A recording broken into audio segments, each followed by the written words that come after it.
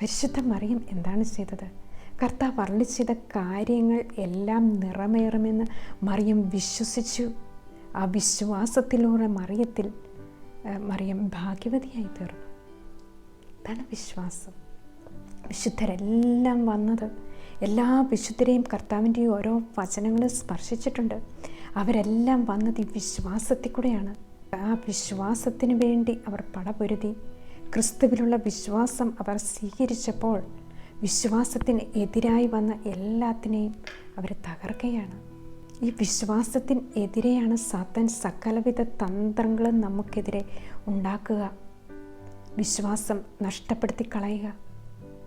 അതാണ് വിശുദ്ധ പൗലോസ്ലീഹ എഫെസസ്യർക്ക് എഴുതിയ ലേഖനം 6-ാം അധ്യായത്തിൽ 10 തൊട്ട് 20 വരെയുള്ള തിരുവചനത്തിൽ ആത്മീയ ആയുധങ്ങൾ ധരിക്കുന്നതിനെക്കുറിച്ച് പറയുന്നുണ്ട്.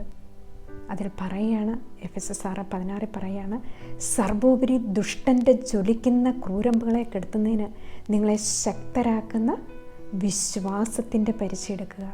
ഈ ദുഷ്ടൻ്റെ ജ്വലിക്കുന്ന ക്രൂരമ്പുകളെ കെടുത്തുക. വിശ്വാസത്തിൻ്റെ പരിചയുടെ പ്രത്യേകത എന്താണ്? നമ്മൾ യുദ്ധത്തിന് പോകുമ്പോൾ, പണ്ടത്തെ കാലത്തൊക്കെ യുദ്ധത്തിന് പോകുമ്പോൾ പരിച ധരിക്കുന്നത് നമുക്ക് ഒരു പോറലും ഏൽക്കാതിരിക്കാൻ വേണ്ടിയിട്ടാണ്. നമ്മൾ ആ മുറിവേൽക്കാതിരിക്കാനാണ് നമ്മൾ പരിച ധരിക്കുക. ഈ വിശ്വാസത്തിൻ്റെ പരിച നമ്മൾ ആത്മീയ യാത്രയിൽ ധരിക്കുമ്പോഴാണ് യേശുവിലുള്ള വിശ്വാസം നമുക്ക് കാത്തു സൂക്ഷിക്കാൻ സാധിക്കുക. അതുപോലെ പത്രോസ്ലീഹായും പറയുന്നുണ്ട്, 1 പത്രോസ് 5:8 തൊട്ട് 10 വരെയുള്ള തിരുവചനത്തിൽ, നിങ്ങളുടെ ശത്രുവായ പിശാച് അലറുന്ന സിംഹത്തെ പോലെ ആരെ വിഴുങ്ങണമെന്ന് അന്വേഷിച്ച് ചുറ്റി നടക്കുന്നു. വിശ്വാസത്തിൽ ഉറച്ചു നിന്നുകൊണ്ട് അവനെ എതിർക്കുവിൻ. ഈ വിശ്വാസം പരീക്ഷിക്കപ്പെടുമ്പോൾ നമുക്കതിൽ സ്ഥിരത ലഭിക്കുകയാണ് ചെയ്യുക. 1 പത്രോസ് 1-ാം അധ്യായത്തിൽ വിശുദ്ധ പത്രോസ്ലീഹ തന്നെ പറയുകയാണ്, വിശ്വാസം പരീക്ഷിക്കപ്പെടുമ്പോൾ നമുക്കതിൽ ഓരോ പ്രാവശ്യവും സ്ഥിരത ലഭിക്കുകയാണ്. അതിനാണ് നമ്മുടെ പ്രയാസങ്ങളുടെ സമയത്ത്, സഹനങ്ങളുടെ സമയത്തും എല്ലാം വിശുദ്ധരെല്ലാം അനേകം സഹനങ്ങളിൽ കൂടെയും പ്രലോഭനങ്ങളിൽ കൂടെയും വിശ്വാസത്തിന് എതിരായിട്ട് വന്ന അനേകം ക്രൂരമ്പുകൾക്കെതിരെയും അവർ യുദ്ധം ചെയ്തവരാണ്.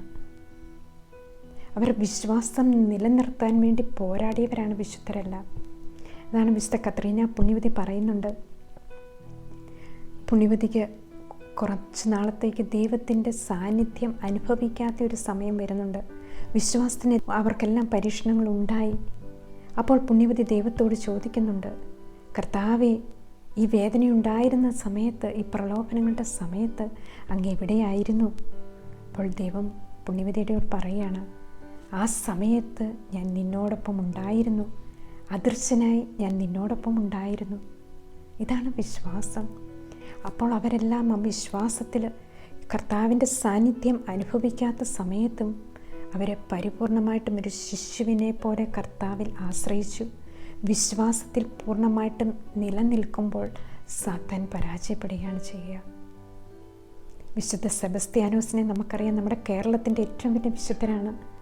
നമ്മൾ രോഗങ്ങളുടെ സമയത്ത്, പകർച്ചവ്യാധിയുടെ സമയത്ത്, യുദ്ധത്തിൻ്റെ സമയത്തൊക്കെ നമ്മൾ സെബസ്ത്യാനോസിൻ്റെ മധ്യസ്ഥം വഹിക്കാറുണ്ട്. എന്തുകൊണ്ട്?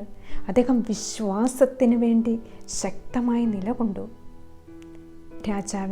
ഡയക്ലിഷ്യൻ രാജാവിൻ്റെ സമയത്ത് പട്ടാളക്കാരനായിരുന്നു അദ്ദേഹം. ഈ വിശ്വാസത്തെ തള്ളിപ്പറയാൻ അദ്ദേഹത്തെ പ്രലോഭിപ്പിച്ചപ്പോഴും നോ പറഞ്ഞ് കർത്താവിൻ്റെ നാമത്തിന് വേണ്ടി നിലകൊണ്ടവരാണ് വിശുദ്ധ സെബസ്ത്യാനോസ്. ഇന്നും നമ്മൾ എന്തുകൊണ്ടാണ് ഓർക്കുക? ദൈവത്തിൻ്റെ നീതിയാണ്. കർത്താവിൻ്റെ നാമം വഹിച്ചവരെയെല്ലാം കർത്താവ് ഓർക്കുകയാണ്. ഇന്നും നമ്മളവരെ സ്മരിക്കുന്നു, ബഹുമാനിക്കുന്നു, അവരോട് മധ്യസ്ഥം വഹിക്കുന്നു. ഈശോയുടെ നാമത്തിൽ ആ വിശ്വാസത്തിനെതിരെ വന്ന എല്ലാ സംഭവങ്ങളെയും അവർ കീഴ്പ്പെടുത്തിയതുകൊണ്ട് അവരുടെ മധ്യസ്ഥം യാചിക്കുമ്പോൾ അത്ഭുതങ്ങളും അടയാളങ്ങളും നടക്കുകയാണ്. എല്ലാ വിശുദ്ധരും ഇങ്ങനെ പല സംഭവങ്ങളിലൂടെയാണ് വിശ്വാസത്തിന് വേണ്ടി നിലകൊണ്ടത്. അതുപോലെ ഈശോയുടെ കൂടെ നടന്നവരാണ് ഈ 12 ശിഷ്യന്മാർ. അവരീശോയോട് പറയുന്നുണ്ട്, കർത്താവേ, ഞങ്ങളുടെ വിശ്വാസം വർദ്ധിപ്പിക്കണമേ. വിശ്വാസം വർദ്ധിപ്പിക്കാൻ ഓരോ ദിവസവും ഓരോ സമയങ്ങളും നമ്മൾ ആ വിശ്വാസത്തിൽ നിലനിൽക്കുമ്പോൾ ഭൂമിയിൽ തന്നെ ആ ദൈവിക നീതി നിലനിൽക്കുകയാണ്. ഓരോ വ്യക്തിയും ആ വിശ്വാസത്തിൽ ശക്തി പ്രാപിക്കുമ്പോൾ നമ്മളായിരിക്കുന്ന സ്ഥലത്ത് ആ ദൈവിക വിശ്വാസം വരികയാണ്.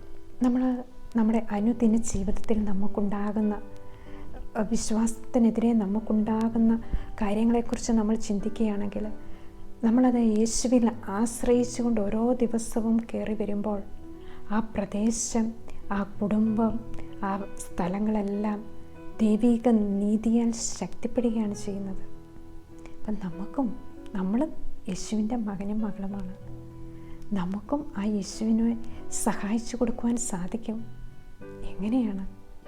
നമുക്ക് തന്ന ആ ജീവിത വിശുദ്ധി, നമുക്ക് കിട്ടിയ വിശ്വാസം നമ്മൾ സംരക്ഷിക്കപ്പെടുക, അത് അടുത്ത തലമുറയ്ക്ക് പകർന്നു കൊടുക്കുക.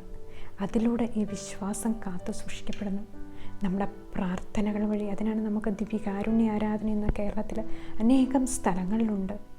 നമ്മൾ ആ ഈശോയുടെ അടുത്ത് 1 മണിക്കൂർ വിശ്വാസത്തോടെ പോയി വെറുതെ ഇരിക്കുക. ഇരുന്ന് കഴിയുമ്പോൾ വിശ്വാസത്താൽ നമ്മൾ ശക്തി പ്രാപിക്കും. നമ്മൾ ഇരിക്കുന്ന ആൾക്കാരായിരിക്കുകയല്ല തിരിച്ചിറങ്ങുമ്പോൾ, അത്രമാത്രം നമ്മളിൽ മാറ്റം വരും. കാരണം നിത്യാരാധനയായി ഈശോ അവിടെ ഇരിക്കുമ്പോൾ നമ്മുടെ ഓരോരുത്തരുടെയും സാന്നിധ്യവും ദൈവം ആഗ്രഹിക്കുന്നുണ്ട്. നമ്മളിലൂടെയാണ് ദൈവത്തിന് പ്രവർത്തിക്കാൻ സാധിക്കുക. നമ്മളിലൂടെയാണ് ദൈവത്തിന് ഓരോ രാജ്യത്തും ഓരോ സ്ഥലത്തും പോകാൻ സാധിക്കുക. നമുക്ക് എപ്പോഴും ദൈവത്തിന് നന്ദി പറയേണ്ട ഒരു കാര്യമാണ്. കാരണം നമുക്ക് നല്ലൊരു വിശ്വാസ സംഹിത ദൈവം ഉണ്ടാക്കി തന്നു. അനേകം വിശുദ്ധരെ ദൈവം നമുക്ക് വഴികാട്ടിയായിട്ട് തന്നു. ദൈവപുത്രനായി ഈശോയെ നമുക്ക് ദൈവം തന്നു. വിശുദ്ധരുടെ ചരിത്രങ്ങളും ഒക്കെ നമ്മളെടുത്ത് വായിക്കണം. അപ്പോൾ നമുക്ക് കാണാൻ സാധിക്കും അവരുടെ ജീവിതത്തിൽ അവർ യാത്ര ചെയ്തത് എങ്ങനെയാണ്. അവർ നമ്മളെപ്പോലെ തന്നെ ഈ ഭൂമിയിൽ ജീവിച്ചവരാണ്. പക്ഷേ അവർ യേശുവിനെ മുറുകെ പിടിച്ചു, യേശുവിനോട് കൂടി യാത്ര ചെയ്ത്. കാരണം ഈ ഭൂമിയിൽ നിന്നും വ്യത്യസ്തരായിട്ടുള്ളൊരു ജീവിതമായിരുന്നു അവരെ. അതാണ് വിശുദ്ധ പൗലോസ്ലീഹ ഹെബ്രായർക്കെഴുതിയ ലേഖനം 11-ാം അധ്യായത്തിൽ പറയുന്നുണ്ട്, അവരെ സ്വീകരിക്കാനുള്ള യോഗ്യത ലോകത്തിനില്ലായിരുന്നു. ലോകം എപ്പോഴും ദ്വേഷിക്കും. ലോകത്തിൻ്റെ മുമ്പിൽ ചപ്പും ചവറും ഒന്നിനും കൊള്ളില്ലാത്ത രീതിയിലാകും നമ്മൾ. ലോകം ഒരിക്കലും സ്വീകരിക്കുകയില്ല. ലോകം പുറന്തള്ളും. പക്ഷേ അതിനെ സ്വീകരിക്കാനുള്ള, ആ യേശുവിനെ സ്വീകരിക്കാനുള്ള യോഗ്യത, അവരിലുള്ള യേശുവിനെ സ്വീകരിക്കാനുള്ള യോഗ്യത ലോകത്തിനില്ലായിരുന്നു. ആ വിശുദ്ധരുടെ സൽപ്രവൃത്തിയും ആ വിശുദ്ധരുടെ ജീവിത ശക്തിയും ഓരോ കാലഘട്ടത്തിലും ലോകത്തെ പിടിച്ചു നിർത്തുകയാണ്. ലോകത്തെ സന്തുലനാവസ്ഥയിൽ നിർത്തുന്നത് എന്താണ്? തിന്മയും വളരുന്നുണ്ട്, നന്മയും വളരുന്നുണ്ട്. ഈ നന്മ എത്ര സഹിച്ചാലും വിശ്വാസത്തിൽ നിലനിന്നുകൊണ്ട് അവരെങ്ങനെയെങ്കിലും കർത്താവിൻ്റെ നാമം ഉയർത്തും. അപ്പോൾ തിന്മ കുറയും, നന്മ വളരും. അതാണ് വിശുദ്ധർ. നമുക്കറിയാം, ഈശോയുടെ ഉത്ഥാനത്തിന് ശേഷം 300 വർഷത്തേക്ക് സഭയിൽ അനേകം പീഡനങ്ങളുണ്ടായിരുന്നു. അനേക രക്തസാക്ഷികളായ ഈശോയുടെ നാമത്തിന് വേണ്ടി അവർ നിലകൊണ്ടു. ആ യേശുവിനോടുള്ള സ്നേഹത്തെ പ്രതി അവരുടെ ജീവൻ തന്നെ ബലി കഴിക്കാൻ തയ്യാറായി.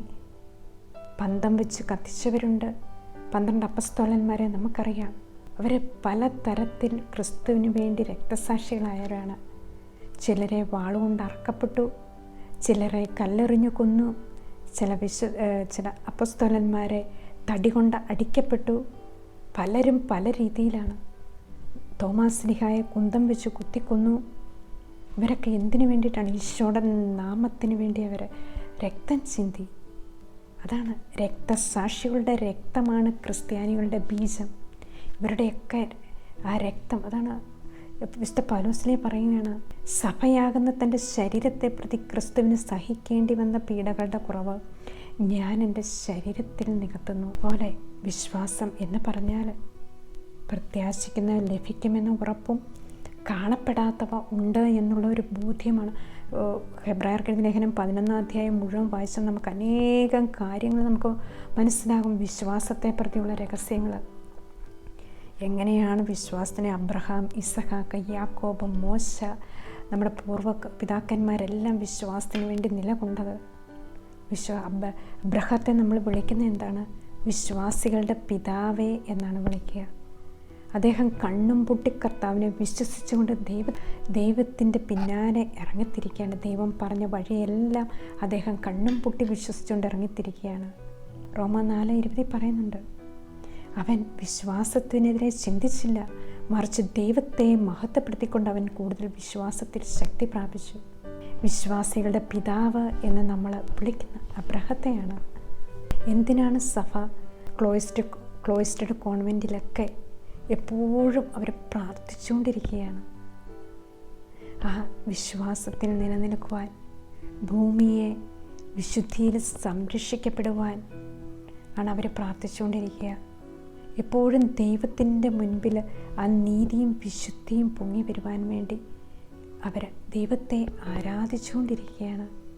നമ്മളെപ്പോഴും ദൈവത്തിന് നന്ദി പറയണം. നമുക്കങ്ങനെയുള്ളൊരു സമൂഹം ദൈവം അനേകർ കർത്താവിന് വേണ്ടി ഇറങ്ങിത്തിരിക്കുവാനായിട്ട്, അനേകം ദൈവവിളികൾ നമുക്കുണ്ടാകുവാനായിട്ട്, അനേകം യുവാക്കന്മാർ കർത്താവിൻ്റെ നാമത്തിന് വേണ്ടി ഇറങ്ങിത്തിരിക്കുവാനും, അനേകം കുടുംബങ്ങൾ മക്കളെ കർത്താവിൽ വളർത്തുവാനും, വിശ്വാസികളായ ദമ്പതികൾ നമ്മുടെ സഭയ്ക്കുണ്ടാകുവാനും വേണ്ടി ആ വിശ്വാസത്തിൽ ഓരോ സമയങ്ങളിലും നമ്മൾ നിലനിൽക്കുവാനായിട്ടുള്ള വലിയ അനുഗ്രഹം നമുക്ക് തരണമേ എന്ന് പ്രാർത്ഥിച്ചുകൊണ്ട് ഈശോ മിശിഹായ്ക്ക് സ്തുതിയായിരിക്കട്ടെ.